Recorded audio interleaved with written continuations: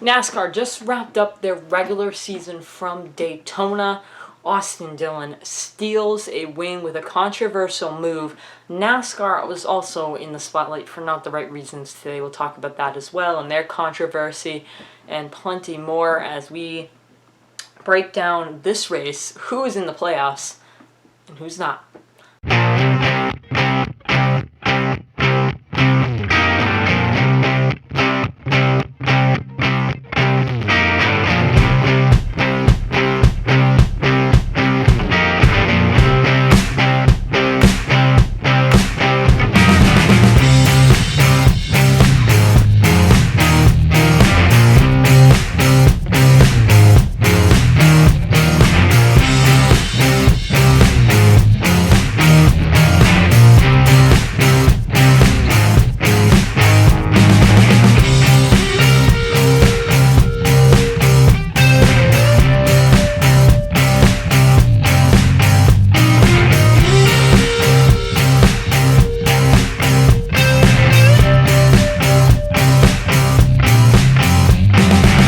Welcome back to another video. As I said in the open, we have a lot to get to and hopefully a 10-12 minute video, so let's not waste really much time. There's a lot to get to, and where do we start?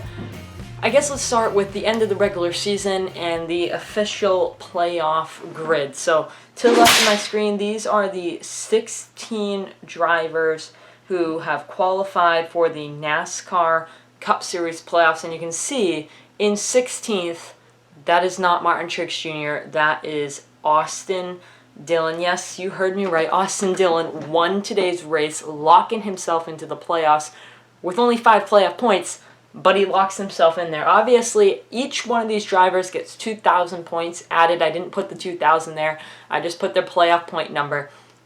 I mean, this field is close, and Austin Dillon just made another. There were 16 different race winners this year. 16 different race winners this year. I think it's the first that's ever happened, and if Kurt Busch didn't pull his waiver, obviously he had to, but if he didn't, there would have been 16 playoff drivers all that have won. So the parity with Next Gen Car is on point, and Austin Dillon goes to victory. He wins the race and finishes in 16th. To do so, though, he knocked out Austin Cindric, who's in 14th on this stand-in, and knocked him off of the leaderboard. He kind of ran in deep and knocked him out. Austin Cindric, I thought it was a dirty move, but you also have to take into consideration that Austin Dillon's going for a playoff spot. He's going to qualify himself into the playoffs. Well, Austin Cindric's already in. He's definitely going for another 5 playoff points. That would have been big for him. That would have knocked him 6, 7, 8, 9, 10. It would have knocked him pretty high up if he was able to get that second win and 5 more playoff points. I don't think he kind of realized how important those playoff points were to even Austin Cindric. So yeah, I get you want to make it into the playoffs, but there's other stuff out here too. For Austin Cindric, it was another race win. Great for his team. That would be 2 in a row in Daytona. Besides just another race win, it would have been 5 playoff points. For Austin Dillon, it's a playoff berth. It's something that could only happen if he won this race. In doing so, he knocks Martin Truex Jr. out, who is out of the playoffs and will not race for a championship this year, 3 points shy. I mean, wow. Would I believe that was going to happen today? No. The 12 car wrecked early in the race. I thought his day was done. And just the little spots, there was 10 cars on the lead lap at the end of the race. But it doesn't matter because the 12 car could still gain positions. He gained enough positions by cars that were out of the race, and Truex lost enough positions from his damage to take that spot. So that's the way it is. But here's your playoff drivers. Chase Elliott, he's looking pretty good coming into Darlington next week. He's got a good cushion. Logano, Chastain, Larson, Byron, Hamlin, Blaney, and Reddick, all on the left side of the board. I say that's the good side for now. On the right side of the board, though, you have your Harvick, Bell, Kyle Busch, Chase Briscoe, Daniel Suarez, Austin Cindric, Alex Bowman, and Austin Dillon. Nobody locked in. All 16 drivers going to compete. 4 of them will get cut, and we'll have full playoff predictions coming your way this week. All right, so we have that. Now let's jump into what should we do? What should we talk about next, honestly? There's so much to talk about here. Maybe let's dive into the finish and results quick before we get into the NASCAR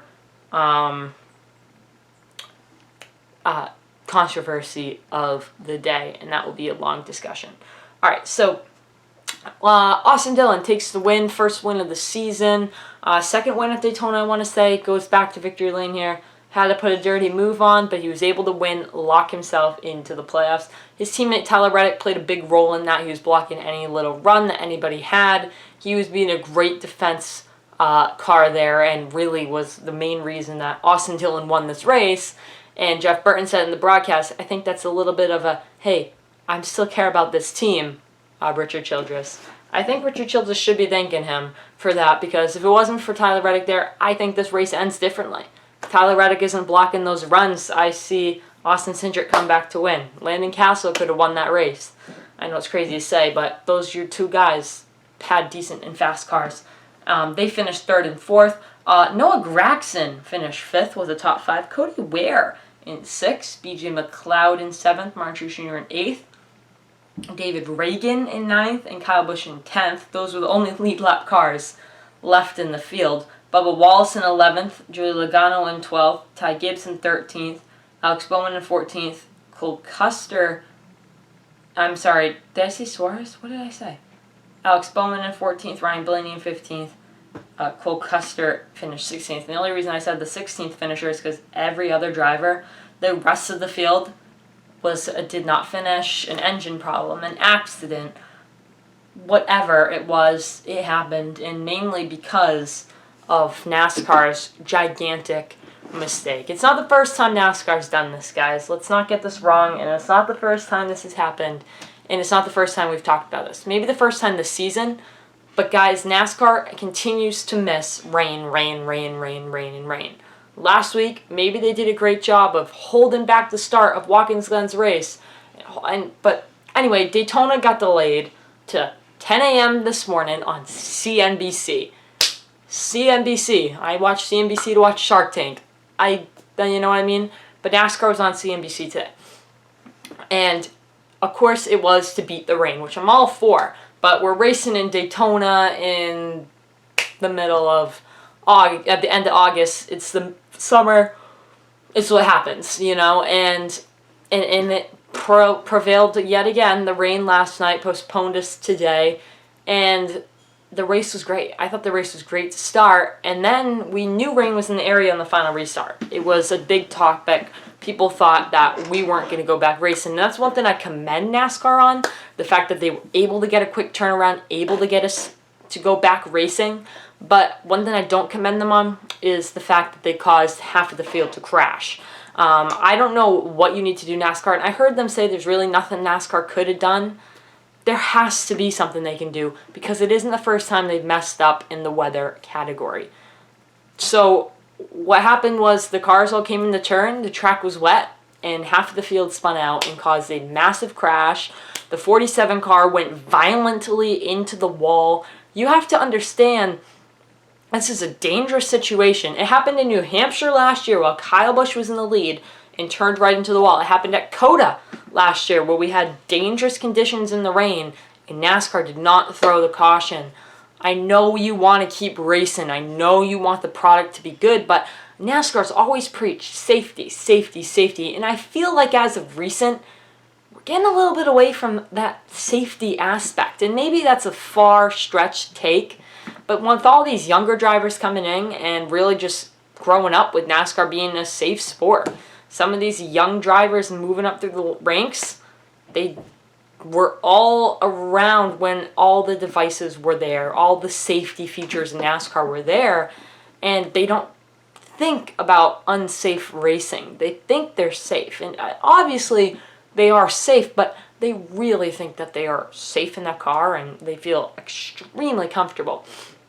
And NASCAR, they can't get that comfortable with their officiating.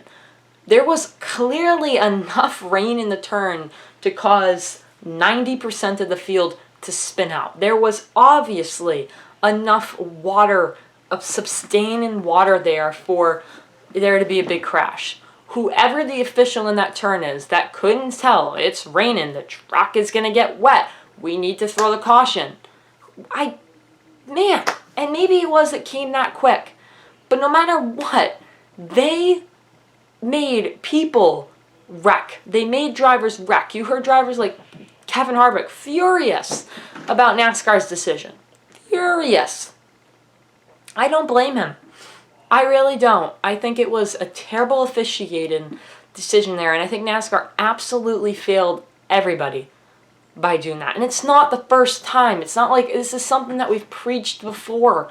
Them with the weather and not getting it right. And NASCAR needs to start, they need to start being better at this. I mean, we're not rookies here, NASCAR. Like, we should be able to do this without problem. We should be able to race on any given weekend without any problems in the officiating. And the track was wet. That's all I can say. The track was wet, and NASCAR really messed up. And you can't keep making these officiated whoopsies all the time, or you're going to get yourself in trouble. And that's my opinion on it all. Tell me what you guys think down in the comments below. Let's put this race on Hit the Gas or Hit the Brakes. Good race, all in all. NASCAR, the drivers bought a great product, side-by-side racing, action through every turn. I really enjoyed the race. I thought it was exciting. I mean, we saw great racing. We saw great action. So that, I mean, there really wasn't time where the field was all on the top. So I'm going to give this race a Hit the Gas. And it's going to get an A- from me, besides the rain and all that mixed in. But NBC kept me entertained. Remember, NBC had some sort of footage throughout the whole rain delay. They did interviews for a while. They started recapping the race for a while, getting you hyped up for the end and showing you highlights, and still analysts in between. I thought they did a very good job with their rain delay coverage, so I commend them on that. Alright, until I think later in the week, I will be back and I will have a playoff predictions video. Until then, I'll see you in the next one. Peace out.